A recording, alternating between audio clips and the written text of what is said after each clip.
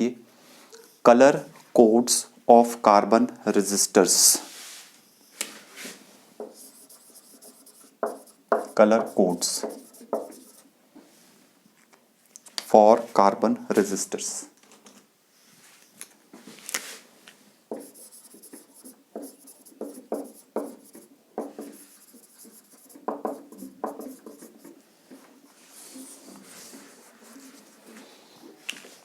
Colour codes for carbon resistors मतलब ये कि भाई देखो, जो एक्चुअली रेजिस्टेंसेस हम यूज़ करते हैं they are decoded in the form of colours, different different colours, ठीक है। कार्बन की बनी होती है रेजिस्टेंसेस, ठीक है। तो उसमें हमारे पास इस टाइप से कुछ कलर्स हो, जैसे मान लो ये हमारे पास एक सिलेंड्रिकल रेजिस्टर है, ठीक है, और इसमें हमारे पास जो है कुछ स्ट्रिप्स लगी होती हैं, 3 स्ट्रिप्स एक साथ होती हैं, और चौथी स्ट्रिप थोड़ा सा दूरी पे होती है। लेट अस सपोज जो है ये स्ट्रिप ए है, ये स्ट्रिप बी है, ये स्ट्रिप सी है और ये स्ट्रिप डी है। अच्छा, स्ट्रिप ए और बी जो है वो जिस भी कलर की होती है, 10 कलर्स हमने सिलेक्ट किए हुए हैं, ठीक है। वो स्ट्रिप्स ए और बी फर्स्ट 2 सिग्निफिकेंट फिगर्स बताती हैं हमारे को, और जो स्ट्रिप सी है वो हमारे को मल्टीप्लायर बताती है कि what will be the multiplier, okay. और स्ट्रिप डी हमारे को टॉलरेंस बताती है, ठीक है। तो थोड़ा सा लिख लो, strip A tells us, strip A and B tells us the first 2 significant figures, strip या rings भी बोल सकते हैं, first 2 significant figures of the resistance. Strip C tells us the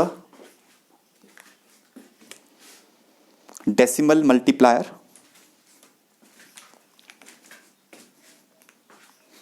tells us about the decimal multiplier, and the strip D indicates the tolerance.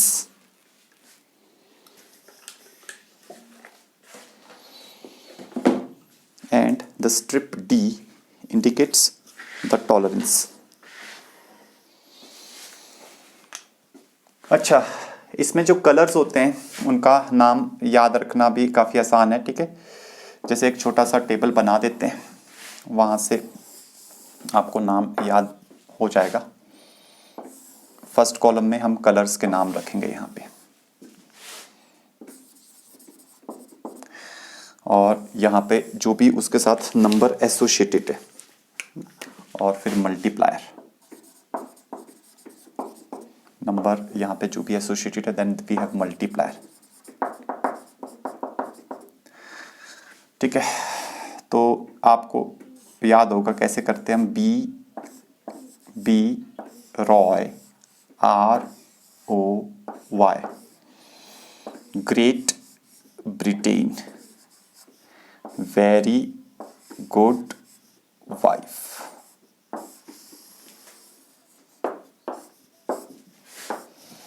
Bibi Roy, great Britain, very good wife, ठीक है।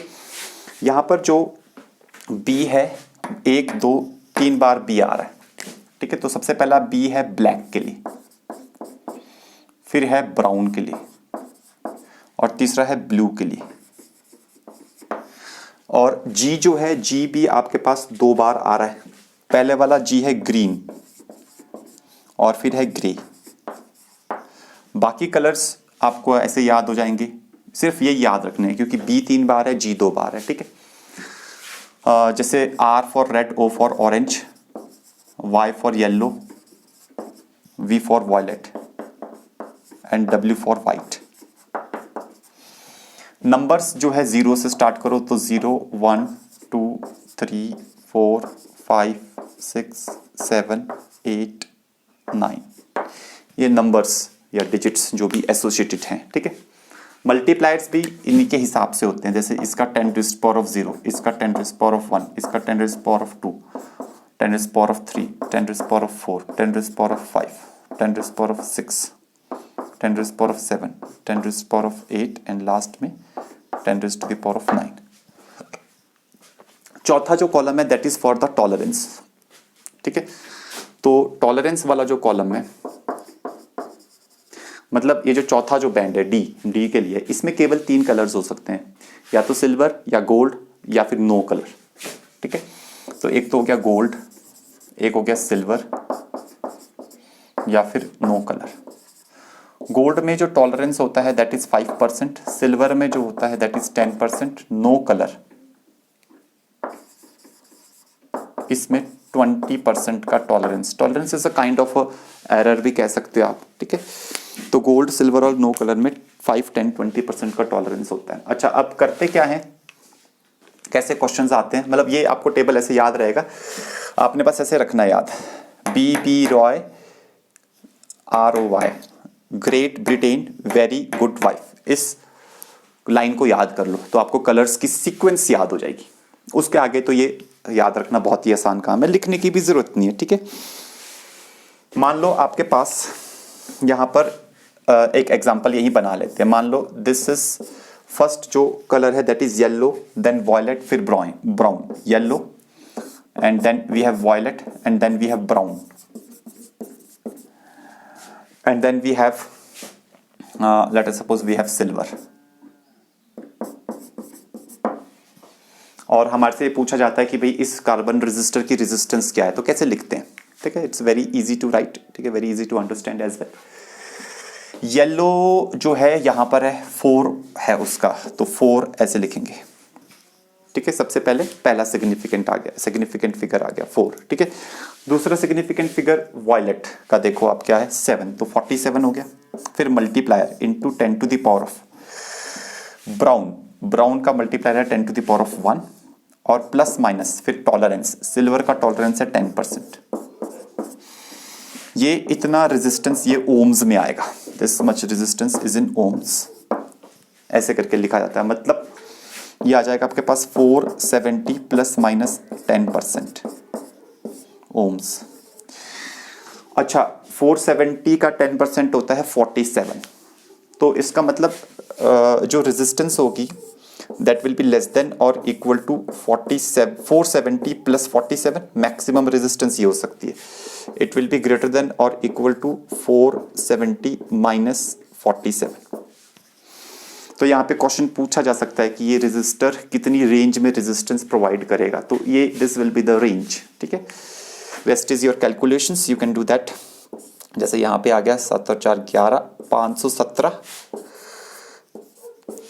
10 में से 7 गए 3, 6 में से 4 गया 2, 423 ohms से लेकर 517 ओम्स के बीच में ये पर्टिकुलर रेजिस्टर आपको रेजिस्टेंस प्रोवाइड करेगा। तो इस पे क्वेश्चंस आए हैं इन द पास्ट, है ना, बहुत सिंपल क्वेश्चंस होते हैं, बस आपको ये सीक्वेंस याद हो, B B Roy great Britain very good wife, that's it. ठीक है, तो इस पे मैं और ज़्यादा कुछ नहीं बता रहा हूँ, it's very very easy to comprehend. Now write on the next topic. Next topic is our electric energy and electric power. Electric energy and electric power.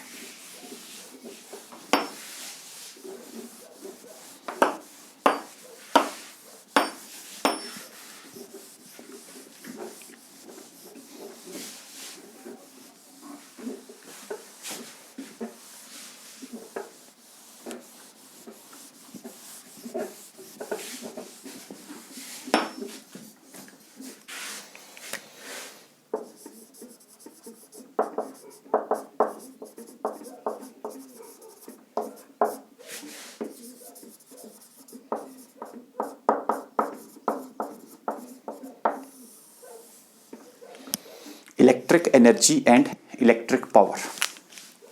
Okay, what is electrical energy? लिखिए, the total work done, electric energy की definition, the total work done by the source of EMF, the total work done by the source of EMF to maintain a constant current through a circuit, to maintain a constant current through a circuit is defined as the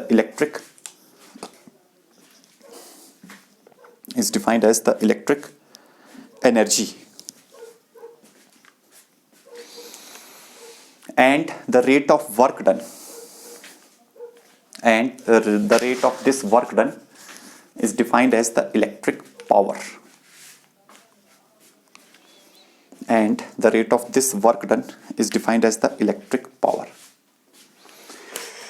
मतलब कोई source है हमारे पास, उसका EMF ई है, किसी भी external circuit में उसको एक कांस्टेंट करंट को मेंटेन करने में, वो कांस्टेंट करंट मान लो कैपिटल आई है, उसको मेंटेन करने में इस सोर्स को कितना वर्क करना पड़ रहा है।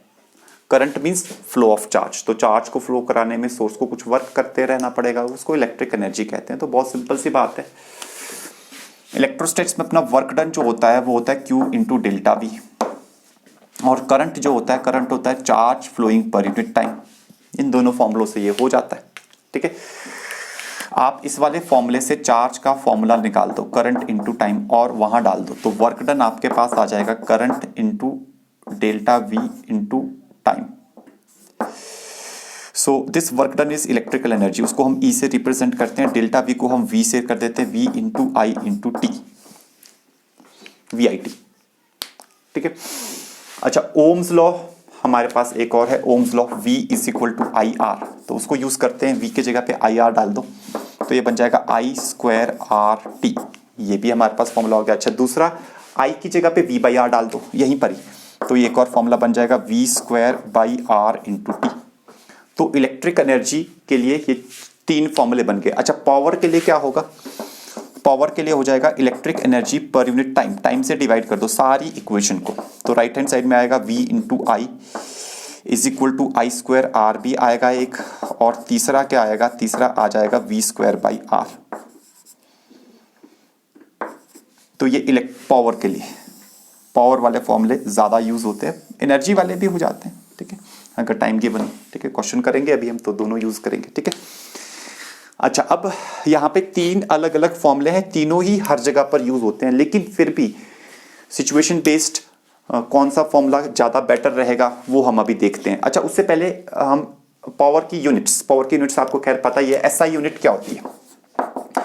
SI unit of power is watt, 1 watt is equal to 1 joule per second, SI unit ये होती है, ठीक है। एसआई यूनिट के अलावा फिर वॉट के अलावा फिर kilowatt, 1 kilowatt, kilowatt is 10⁻³ watt, then 1 megawatt, megawatt is 10⁻⁶ watt, ऐसे करके। Horse power 1 HP, 1 horse power is 746 watt, 1 horse power is how much, it is 746 watt. तो ये ऐसे करके हमारे पास होती है।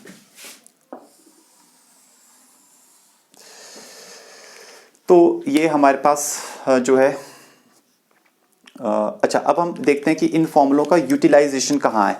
वैसे तो ये अलग अलग नहीं है, सेम ही फॉर्मूले हैं, लेकिन कुछ सर्किट्स में, कुछ सिचुएशंस में एक फॉर्मूला यूज करोगे तो थोड़ा फास्ट हो जाएगा काम, और दूसरे से थोड़ा स्लो हो जाएगा, तो ये सब चीजें होती हैं। तो अगर हमारे पास रेजिस्टर्स सीरीज में लगे हो और हमारे को उसमें पावर का वो कंपैरिजन करना हो, ठीक है, तो ये फॉर्मूला बेटर रहता है, आई स्क्वायर आर वाला, ठीक है। तो लिखिए, फर्स्ट केस लिखिए, if resistors are in series, first point लिखिए, if resistors are in series then maximum power is dissipated, then maximum power is dissipated in the biggest resistor, then the maximum power is dissipated in the biggest resistor। जैसे ये R1, R2, R3, ये तीन resistors हमने series में लगाए, और इसके साथ ही हमने यहां पर एक बैटरी भी लगाई, वो बैटरी करंट को चलाने का काम कर रही है, ये बैटरी भी हमने लगाई। इस बैटरी ने यहां से करंट भेजा, यहां से करंट भेजा, यहां से करंट भेजा, ठीक है। So current is flowing like this. अब इस रेजिस्टर के अबाउट जो पावर डिसिपेट हो रही है वो P1 है, इसके अबाउट जो हो रही है वो P2 है, इसके अबाउट जो हो रही है वो P3 है, ठीक है, तो किसके अबाउट ज्यादा पावर डिसिपेट हो रही है, दैट इज द पॉइंट। तो इन तीनों में जो सबसे बड़ा रेजिस्टर होगा उसके अबाउट ज्यादा पावर डिसिपेट होगी। और वो कंपेयर करने के लिए अगर हमें रेशो निकालना हो, लेट अस सपोज रेशो निकालना हो, तो हमारे को ये वाला formula power is equal to I square R वाला यूज करना चाहिए। क्यों? क्योंकि सीरीज में करंट तीनों में सेम है आई, इसलिए ये यूजफुल है। ऐसा नहीं है कि दूसरे वाले फॉर्मूले से आएगा नहीं, दूसरे वाले फॉर्मूले से भी आएगा, बट ये बेटर रहेगा। जैसे P1 is to P2 is to P3 अगर किया जाए तो हमारे पास क्या आ जाएगा, यहां पे आ जाएगा I square R1 is to I square R2 is to I square R3। तो आई स्क्वायर कैंसिल हो जाएगा, तो सिंपली आपके पास R1 is to R2 is to R3 आ जाएगा। मतलब power is directly proportional to resistance. तो जो सबसे बड़ा रेजिस्टर होगा उसमें सबसे ज्यादा पावर डिसिपेट हो रही होगी इन दिस पर्टिकुलर केस। अच्छा, अगर ये तो फर्स्ट पॉइंट हो गया। अच्छा, सेकंड पॉइंट लिखिए, अगर पैरेलल में लगे हो, ठीक है, तो लिखो if resistors are in parallel then maximum power is dissipated in the smallest resistor, then maximum power is dissipated in the smallest resistor। जैसे मान लो ये रेजिस्टर्स पैरेलल में है, इसकी रेजिस्टेंस R1 है, इसकी R2 है, इसकी R3 है। अब सबसे इंपॉर्टेंट चीज ये है कि पैरेलल में पोटेंशियल डिफरेंस सेम रहता है, करंट तो डिफरेंट होता है, तो बेटर रहेगा पोटेंशियल वाला फॉर्मूला लगाया जाए। और वो भी कौन से वाला, V स्क्वायर बाई आर वाला। वैसे तो V इंटू आई भी है, ठीक है, लेकिन हमारे को करंट भी निकालना पड़ेगा। हमें नहीं पता कि कौन से करंट सबसे ज्यादा जा रहा है, क्या हो रहा है, वो भी निकालना पड़ेगा, ठीक है। तो V स्क्वायर बाई आर सबसे बेटर रहेगा। तो अगर ऊपर वाले में P1 पावर, नीचे बीच वाले में P2 और सबसे लास्ट वाले में P3 हुई है, तो अगर हम यहाँ पे P1 is to P2 is to P3 इसका रेशो निकालते हैं, तो वेरी वेरी सिंपल, आपको क्या करने की आवश्यकता है, तीनों के अबाउट पोटेंशियल डिफरेंस सेम, ये आएगा V square upon R1 is to V square upon R2 is to V square upon R3। V square cancel out, तो ये जो पावर का रेशो आ रहा है P1 is to P2 is to P3, this will be equal to 1 upon R1 is to 1 upon R2 is to 1 upon R3। मतलब parallel में लगे हुए रेजिस्टर्स में power will be inversely proportional to the resistances. So which is the biggest resistance, उससे power minimum, which is the whatever is the great smallest resistance, उससे power maximum.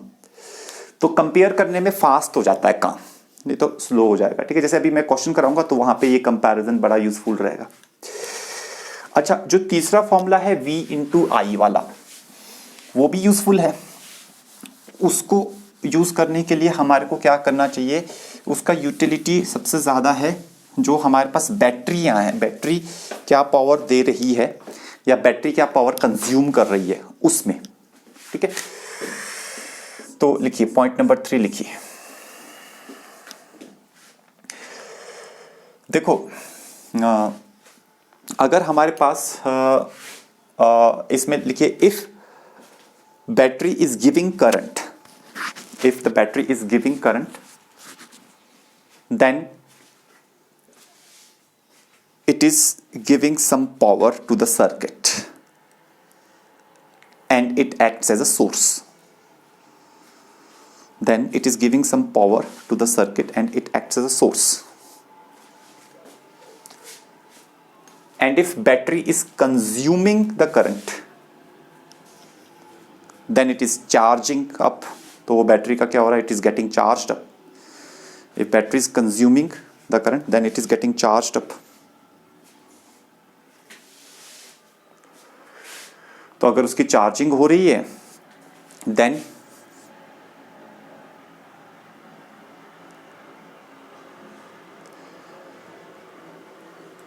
It is getting charged up, है ना, then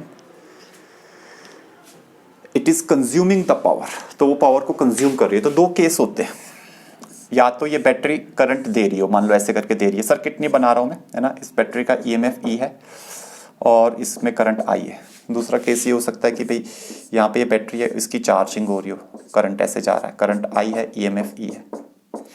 तो यहाँ पे power supplied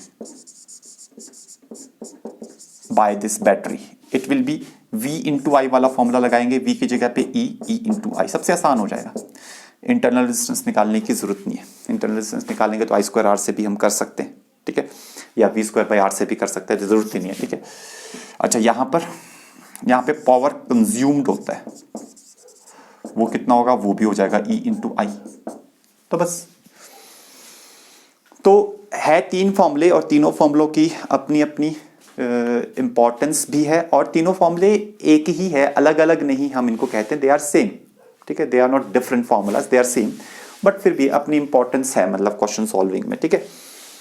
जैसे चलो कुछ क्वेश्चंस करते हैं।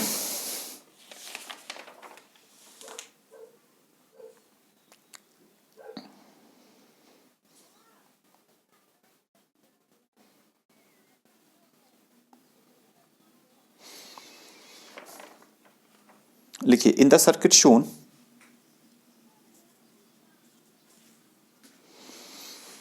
find number first part, total power supplied by 10 volt battery. Second part, power consumed by 4 volt battery. And third part, power dissipated in the resistor.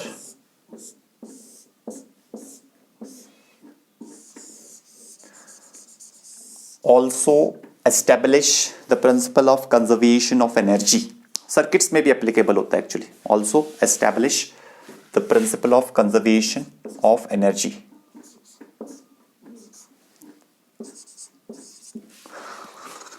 तो कॉम्बिनेशन ऑफ सेल्स भी आ गया, देखो यहाँ पे दो सेल्स है उल्टे लगे हुए, तो बड़ा सेल जो है वो डोमिनेट करेगा, 10 वोल्ट वाला, वो करंट भेजेगा, तो छोटे सेल का चार्जिंग हो जाएगा, ठीक है।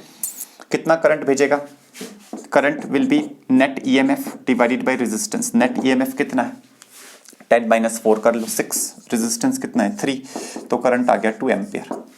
2 एम्पियर का करंट सर्किट में चल रहा होगा एंटी क्लॉकवाइज डायरेक्शन में, ठीक है। अब ये वाली बैटरी करंट दे रही है, तो इसका मतलब it is giving the power, तो पावर गिवन विल बी, हम कैसे क्या करेंगे, V इंटू आई कर लो, इंटरनल रेजिस्टेंस तो गिवन नहीं है इसका, ठीक है, V इंटू आई कर लो, V कितना है 10, तो ये आ जाएगा 10 इंटू 2, 10 2 = 20 वॉट। फिर पावर ये क्या कर रही है, ये तो सप्लाई हो गया, या गिवन या सप्लाई, कंज्यूम्ड, इसमें पावर जो कंज्यूम्ड होगी V इंटू आई, तो 4 into 2 that will B 8 what, और इस रेजिस्टर में डिसिपेट, ठीक है, तो पावर डिसिपेटेड कहां पर, एनवायरमेंट में, तो उसके लिए फॉर्मूला लगा लो I²R, वो बेटर है, तो ये आ जाएगा 2² इंटू R इज 3, तो ये आ रहा है 12 watt. Now you can see the consumption and whatever the power is supplied, इन दोनों का sum 12 + 8, this is total is 20 watt. So consumed या dissipated, of course it will come under same category, ठीक है, consumed और dissipated. 20 what ये दे रहा है और उसका कुछ पोर्शन यहाँ डिसिपेट हो रहा है, यहाँ कंज्यूम हो रहा है, तो पावर जो सर्किट में आ रही है वही पावर डिसिपेट या कंज्यूम हो रही है, तो principle of conservation of energy is definitely valid here, ठीक है, ऐसे करके हो जाता है। ओके, चलिए नेक्स्ट लिखिए,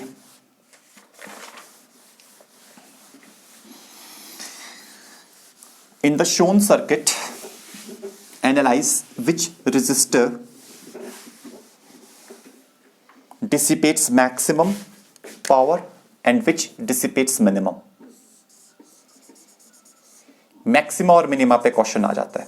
इन the shown circuit analyse which resistor dissipates maximum power and which dissipates minimum.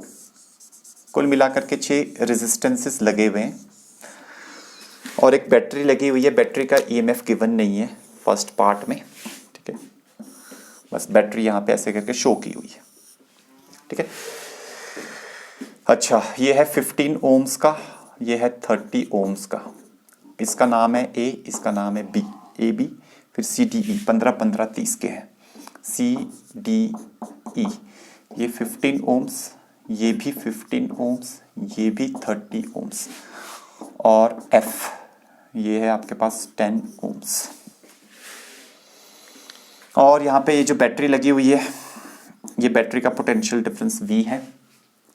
In the first part it is not given, okay.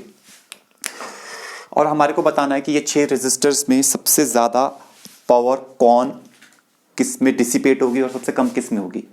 अब यहाँ पर हमें क्या चीज़ देखनी पड़ेगी, वो जो मैंने आपको अभी कंसेप्ट्स कराए सीरीज पैरेलल वाले, ठीक है। सबसे पहले तो हम इन दोनों का नेट निकाल लेते हैं और इन दोनों का भी नेट निकाल लेते हैं।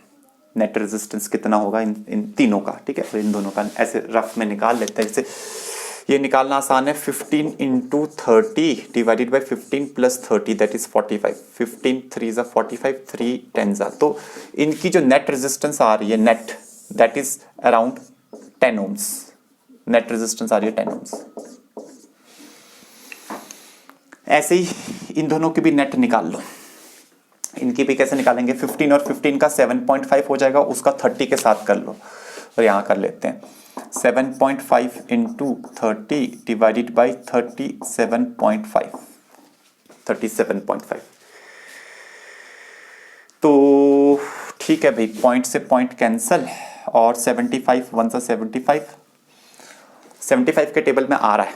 75 4 ज़ा 150 होता है, नहीं 75 2 ज़ा नहीं, 75 4 ज़ा 300 होता है। 75 3 ज़ा 75 5 ज़ा आ रहा है, ये 5 आ रहा है, और 5 6 ज़ा 36 आ रहा है। कैलकुलेशंस देख लेना है ना। तो ये जो तीनों की तीनों है, इन तीनों का जो नेट रेजिस्टेंस आ रहा है वो आ रहा है 6 ओम्स, और ये 10 ओम्स है। ये हमने ऐसे निकाल करके रख लिया कि एक 6 है, फिर 10 है, और फिर एक 10 भी है। ये तीनों के तीनों जो है 10 6 और 6 ये आपस में सीरीज में, यू कैन सी दैट। ये 10, ये 6 और ये 10 ये आपस में कैसे कनेक्टेड है, they are connected in series. अच्छा, if they are connected in series, तो सीरीज में सबसे ज्यादा रेजिस्टेंस के से ही डिसिपेट होता है सबसे पावर, जो सबसे बड़ा रेजिस्टर होता है। तो सबसे बड़ा रेजिस्टर हो गया ये, और ये दोनों 10-10, तो इनसे बराबर का पावर डिसिपेट होगा। लेकिन जो इस वाले 10 से पावर डिसिपेट होगा उसका कुछ पोर्शन ए से होगा, कुछ बी से होगा। समझ रहे हो बात को? तो इसका मतलब ओवरऑल सबसे ज्यादा पावर एफ में डिसिपेट होगा। समझ रही हो ना? क्योंकि ये एफ में जितना पावर डिसिपेट हो रहा है उतना ही इन दोनों से कंबाइंड पावर डिसिपेट हो रहा है, कंबाइंड पावर। लेकिन कुछ पोर्शन, लेकिन इंडिविजुअली अगर देखा जाए तो डेफिनेटली इसका और इंडिविजुअली इसका उस वाले एफ से तो कम ही होगा, ये तो गारंटी ही है। तो हम बोलेंगे मैक्सिमम पावर जो है वो एफ डिसिपेट कर रहा है। मैक्सिमम पावर डिसिपेट जो हो रही है वो हो रही है एफ में। अच्छा, अब आई बारी मिनिमम पावर की। अच्छा, मिनिमम पावर इन तीनों में से होगी। क्यों? क्योंकि ये 6 थी, तो ये 10 थी, ये 10 थी, ये 6 थी, तो सीरीज में होने की वजह से जो सबसे छोटा रेजिस्टेंस है उसमें सबसे न्यूनतम पावर डिसिपेट हो रहा होगा। तो मिनिमम पावर इन तीनों में से ही कोई एक होगा जिसमें मिनिमम पावर डिसिपेट हो रहा होगा। अब वो कौन होगा? हमें पता है कि पैरेलल में power is inversely proportional to resistance. जो सबसे बड़ा रेजिस्टेंस होता है उसमें सबसे न्यूनतम पावर डिसिपेट होता है। तो सबसे बड़ा रेजिस्टेंस ये है। 15 और 15 इन दोनों में तो बराबर पावर डिसिपेट हो रहा होगा, ठीक है। सबसे न्यूनतम हो रहा होगा ई में, तो minimum power is dissipated in the E में मिनिमम पावर डिसिपेट होगा। तो हमने विदाउट एनी कैलकुलेशन जस्ट अपना एनालिसिस करते हुए हमने मिनिमम और मैक्सिमम पावर का काम कर लिया। Is it okay? समझ में आई बात? ठीक है। अच्छा, अब नेक्स्ट पार्ट में है, लिखिए, if V is equal to 104 volt, battery का पोटेंशियल डिफरेंस गिवन है 104 volt, calculate the power dissipated in each register.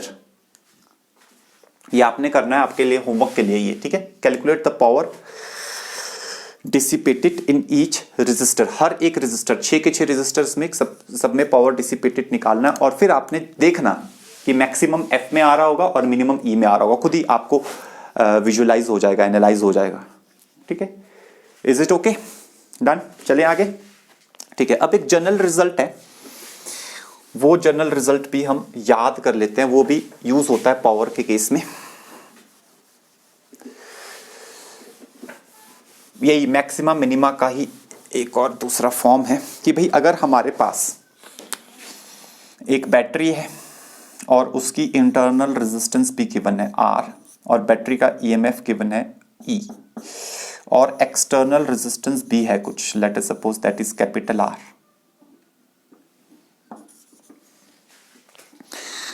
तो ये बैटरी कैपिटल R रेजिस्टेंस में मैक्सिमम पावर कब डिसिपेट करेगी, दैट इज द क्वेश्चन। ठीक है, तो इंटरनल रेजिस्टेंस भी है कुछ ना कुछ, करंट ऐसे जा रहा है।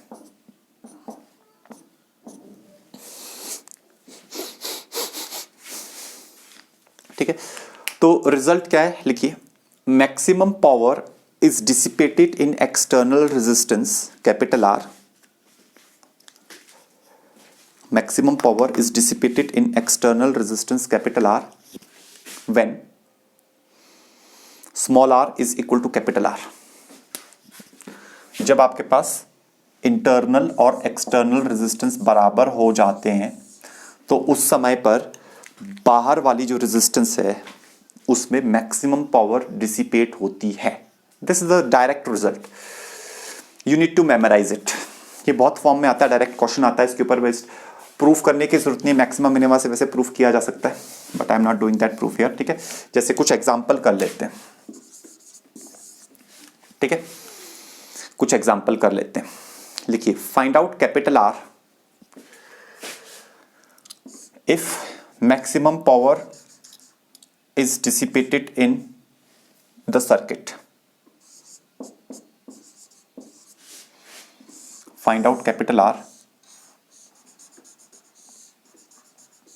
if maximum power is dissipated in the circuit। ऐसे करके सर्किट है, ऐसे करके दे दिया हमारे को। ठीक है, अच्छा, अभी हमारे को क्या बोला है कि भाई सिर्फ ये इंटरनल रेजिस्टेंस 2 ओम्स दिया और ये 5 रेजिस्टर्स का सर्किट है, इसमें हमारे को R के है, ये 5 रेजिस्टर्स हमें दिए नहीं है। तो